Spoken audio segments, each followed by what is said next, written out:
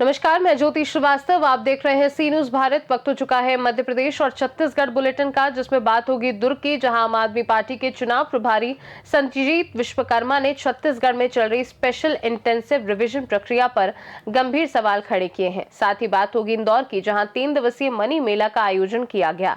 ऐसी तमाम खबरों पर विस्तार से डालेंगे नजर। आगरमालवा के सुसनेर में बच्चा चोरी के शक में एक संदिग्ध महिला पर लोगों ने जमकर बवाल किया और उसे पकड़कर पुलिस के हवाले किया। शहर में कई दिनों से बच्चा चोरी गिरोह के सक्रिय होने की अफवाहें चल रही थी, जिसके चलते महिला पर शक जताया गया और स्थानीय लोगों ने उसे घेर लिया। पुलिस मौके पर पहुंची और महिला को थाने लेकर गई, जहां उसके पास से कुछ खिलौने और अन्य सामान जब्त किए गए। फिलहाल महिला को बच्चा चोरी गिरोह से जुड़े होने की पुष्टि नहीं हुई है और पुलिस उससे पूछताछ कर रही है। आगरमालवा से सी न्यूज संवाददाता अर्श अहमद कुरैशी की रिपोर्ट। चुरिया के वन परिक्षेत्र बागनदी में वन विभाग द्वारा वनों को आग से बचाने और ग्रामीणों जागरूकता बढ़ाने के लिए कार्यक्रम आयोजित किया गया।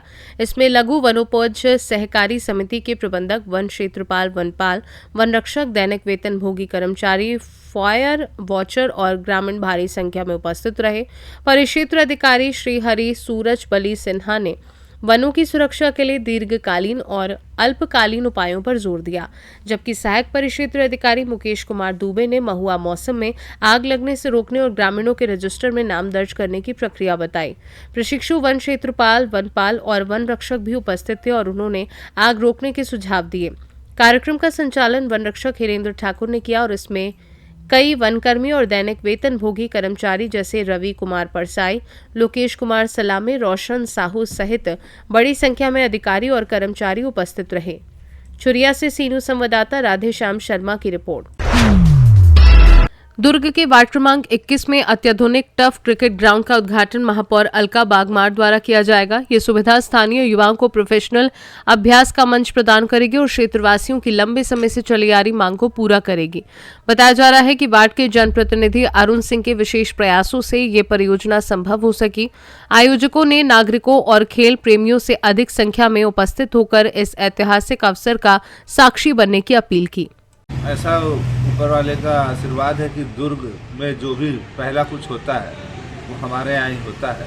जब से हम राजनीति में हैं, उसी सिलसिले में इंडोर स्टेडियम तो था ही, वाटर एटीएम तो पहला था ही, शहर का सबसे बड़ा बुधवारी बाजार तो था ही, सीसीटीवी कैमरा छत्तीसगढ़ का सबसे पहला था ही, और स्ट्रीट नंबर भी शहर का सबसे पहला हमारे यहाँ था। उसी सिलसिले में अब टफ क्रिकेट, जो एक बॉक्स क्रिकेट की तरह होता है, उसके अंदर क्रिकेट है, क्योंकि अब मैदान पहले जैसे रहा नहीं कि लोग अपनी पूरी ताकत से मारे और किसी के घर जाए शीशा टूटे तो आजू बाजू वाले परेशान होते थे। ये सब अब ना होकर के एक टफ क्रिकेट है, बढ़िया, उसको जाली से घेरा हुआ है। उसके भीतर में पूरे जितने भी प्रतिभावान खिलाड़ी हैं उसको खेल सकते हैं और अपने ऊर्जा को सही दिशा में ले जाएंगे। कहीं न कहीं खिलाड़ियों को इस चीज़ों की ज़रूरत थी और इसका उद्घाटन कब तक होने का एक ऐसा उम्मीद लग रहा है? जल्द ही इसका उद्घाटन हम करवाएंगे, क्योंकि हम उस क्षेत्र को जहाँ पे ये है, हम चाहते हैं कि वो पूरा स्पोर्ट्स कॉम्प्लेक्स की तरह बने और भी गेम वहाँ आजू बाजू लाएँ। ऐसे जो भी शहर के खिलाड़ी जो खेलना चाहते हैं, उनके लिए एक ही जगह पे सभी सुविधाओं के साथ युक्त एक व्यवस्था दे पाए, उसी कोशिश में हम लगातार जारी। ठीक। दुर्ग से सी न्यूज संवाददाता धर्मेंद्र गुप्ता की रिपोर्ट। खबर दुर्ग से, जहां रिसाली निगम चुनाव को लेकर आम आदमी पार्टी के चुनाव प्रभारी संजीत विश्वकर्मा ने छत्तीसगढ़ में चल रही स्पेशल इंटेंसिव रिवीजन प्रक्रिया पर गंभीर सवाल उठाते हुए मतदाता सूची से नाम काटने की साजिश का आरोप लगाया है। उन्होंने कहा कि फॉर्म 7 के जरिए फर्जी आवेदन देकर मतदाताओं के नाम हटाने का संगठित प्रयास किया जा रहा है, जिसमें आवेदक की पहचान और हस्ताक्षर का भौतिक सत्यापन तक नहीं हो रहा। उनका दावा है कि खल्लारी और महासमुंद विधानसभा क्षेत्रों में एक ही व्यक्ति द्वारा प्रतिदिन 25 से 30 आवेदन जमा किए जा रहे हैं, जिससे चुनाव की निष्पक्षता प्रभावित हो सकती है। उन्होंने आशंका जताई कि एसटी, एससी और अल्पसंख्यक वर्गों को कमजोर करने का प्रयास हो रहा है। विश्वकर्मा ने चुनाव आयोग से निष्पक्ष जांच की मांग करते हुए चेतावनी दी कि कार्यवाही न होने पर पार्टी सड़क से सदन और न्यायालय तक आंदोलन करेगी। ज्ञापन सौंपते समय प्रदेश सचिव देवेंद्र सिंह भाटिया सहित बड़ी संख्या में पार्टी पदाधिकारी उपस्थित रहे। देखिए, एसआईआर के नाम पर एक बहुत बड़ी धांधली पूरे देश के अंदर चल रही है। उसी एसआईआर के मामले को लेकर हम यहाँ पहुंचे हुए हैं। अभी हाल ही में हमारे आम आदमी पार्टी के कुछ कार्यकर्ताओं ने 2 दिन पहले ही एक ज्ञापन भी दिया था, जिसमें कि एक फौजी जो हमारा भिलाई में निवास करता है उसका भी नाम काट दिया गया, एक जीवित महिला को मृत घोषित करके उसका नाम काट दिया गया। और इसमें बड़े आश्चर्य की बात एक और बताना चाहता हूँ कि मैं स्वयं जन्म से ही भिलाई में निवास करता हूँ। मैंने अब तक जितने मतदान हुए सारे मतदानों में मैंने वोट किया है। मेरा नाम, मेरी पत्नी का नाम, मेरे भाई का भी नाम त्रुटि है बोलकर उसे भी काटने का प्रयास किया जा रहा है एसआईआर की प्रक्रिया में।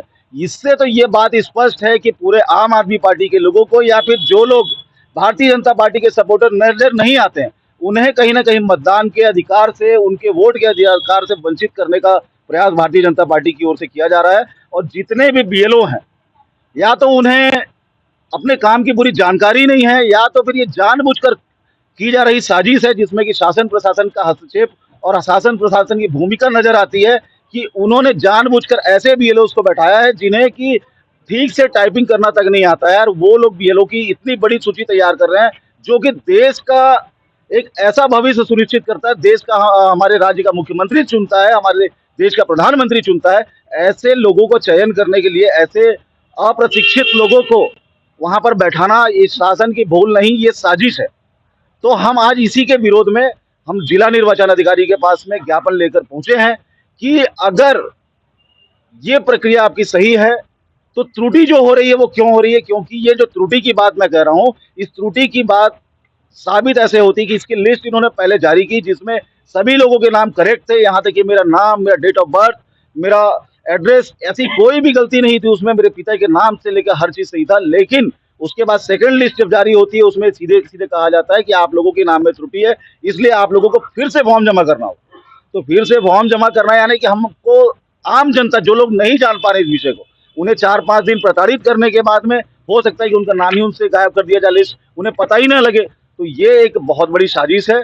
इसमें शासन प्रशासन को अभी भी संज्ञान लेना होगा। अगर उन्होंने संज्ञान नहीं लिया तो आम आदमी पार्टी इस विषय को लेकर बहुत ही उग्र आंदोलन करेगी और निश्चित ही इसके खिलाफ हम माननीय न्यायालय तक भी इसका शरण लेंगे। निर्वाचन अधिकारी के पास आप गए थे, उन्होंने क्या जी, निर्वाचन अधिकारी अभी एडीएम कोर्ट में बैठे हुए हैं, अभी आ रहे हैं हमसे मिलने, हमसे बात करेंगे। वो बताएंगे कि क्या इसमें आगे वो सुधार करने की कोशिश करेंगे।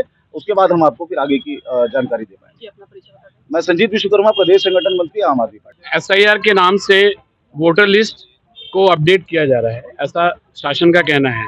वोटर लिस्ट मतलब मतदाता सूची, वो मतदाता जो आने वाले चुनाव में वोट डालेंगे और वोट डालने, मत अपना डालने के बाद में सरकार बनती है। अब अगर मतदाता सूची ही सही नहीं होगी तो आपका पूरा जो चुनाव प्रणाली है वो शक के घेरे में है। मैं आपको एक लाइन उदाहरण बताऊंगा कि फॉर्म नंबर 7 जो इलेक्शन कमीशन का होता है, उसमें किसी के भी नाम हटाने के लिए 2 मेजर कॉलम है। एक जो आवेदक होता है कि मुझे किसी का नाम हटाना है तो मेरा नाम और मेरा एपिक नंबर होना चाहिए, और जिसका नाम हटाना है उसका नाम होता है। लेकिन जो एडमिन राइट्स है, वेबसाइट पे जो एडमिन राइट्स है, वोटर लिस्ट को जो है वो निर्वाचन अधिकारी के हाथ में होता है। तो अगर मैं कोई व्यक्ति किसी का नाम काटने के लिए फॉर्म नंबर 7 में अपना दे रहा है तो क्या बिना वेरीफाई करे जो शासन है वो बिना वेरीफाई करे नाम काट दे रहा है? कि कोई भी, अगर मैं किसी का नाम दे रहा हूं काटने के लिए तो वो नाम को काटने के पहले उस व्यक्ति का वेरिफिकेशन नहीं होगा। भाई ब्लड रिलेशन में अगर उसकी वाइफ है, उसका लड़का है, उसका बच्चा है, तो भी वेरिफिकेशन होना चाहिए। आज के समय में लोग अलग अलग परिवार में अलग अलग रह रहे हैं। कई बार अगर आपके मोहल्ले के कोई विधानसभा का कोई जिले का व्यक्ति किसी दूसरे व्यक्ति को काट रहा है, फॉर्म नंबर 7 भर रहा है, तो क्या उसका वेरिफिकेशन का जो काम है वो निर्वाचन विभाग का नहीं है?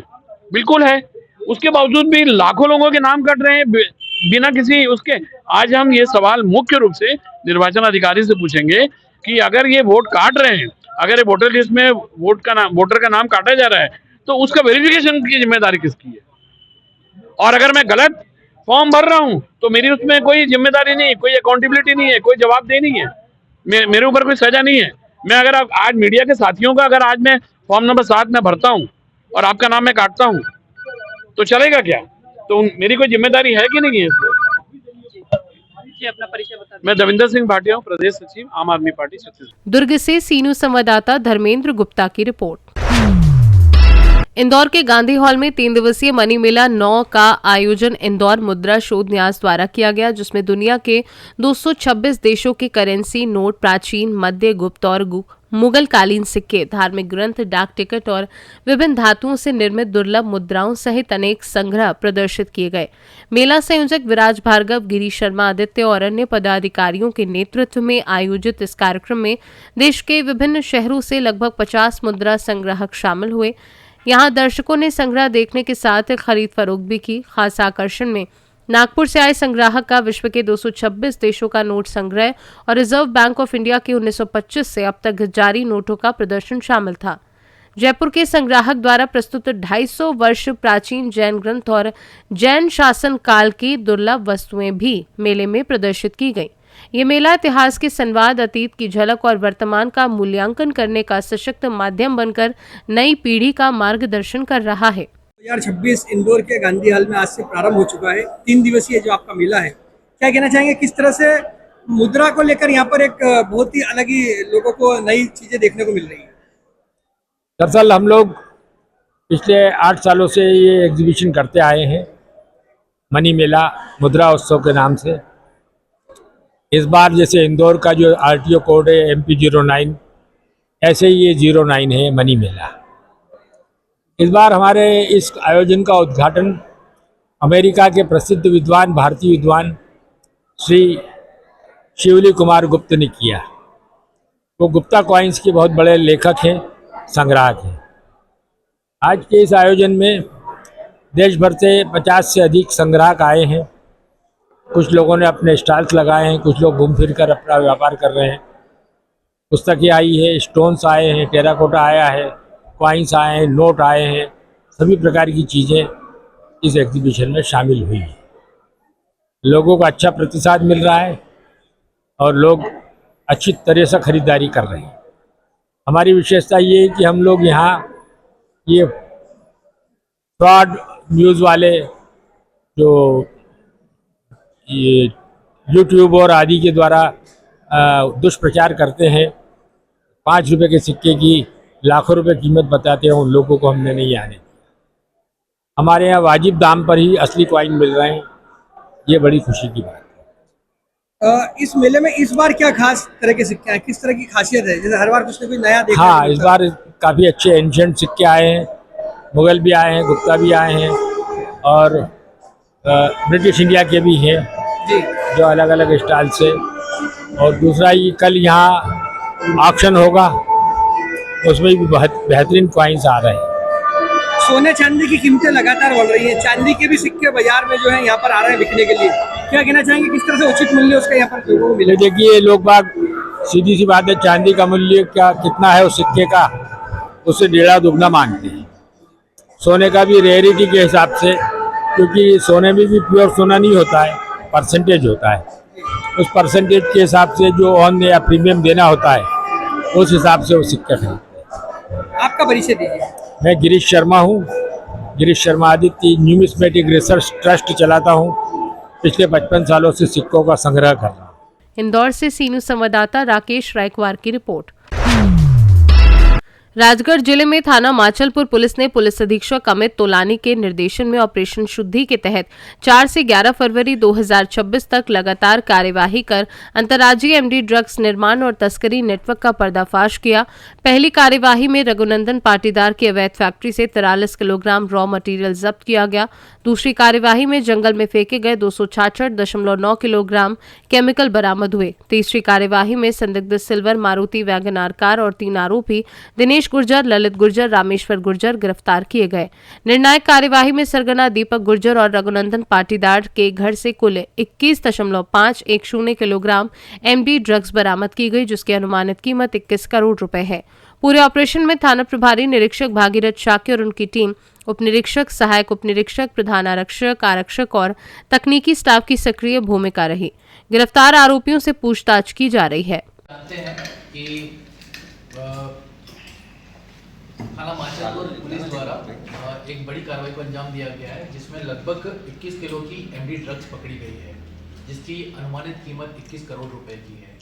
इस 21 किलो की एमडी ड्रग्स बनाने में जिनका जो मुख्य रोल है उनका नाम है दीपक गुजर और अभिनंदन पाटीदार, जो थाना माचलपुर के ही निवासी हैं, कुबेटपुर क्षेत्र के। इसके पूर्व में जो इसको एमडी को बनाने का जो केमिकल है उसके 5 ड्रम मिले थे, जिसको टूब्रोमो कहा जाता है। उसके 5 ड्रम मिले थे, जिनकी जो वजन था लगभग 266 किलोग्राम था, जिसकी अनुमानित कीमत 5 करोड़ रुपए थी। उन ड्रम्स को ठिकाने लगाने का काम जिन लोगों ने किया था, उन 3 आरोपियों के नाम है दिनेश गुजर, ललित गुजर और रामेश्वर गुजर। ये तीनों बरखेड़ा खुर्द थाना भकानी क्षेत्र के रहने वाले हैं। इन तीनों ने टूब्रोमो के इन ड्रमों को ठिकाने लगाने का इसलिए काम किया था ताकि दीपक गुजर के ऊपर कोई नाम नहीं आए। तो इस तरीके से ये इस अपराध से पूरी तरह से लिंक पाए गए।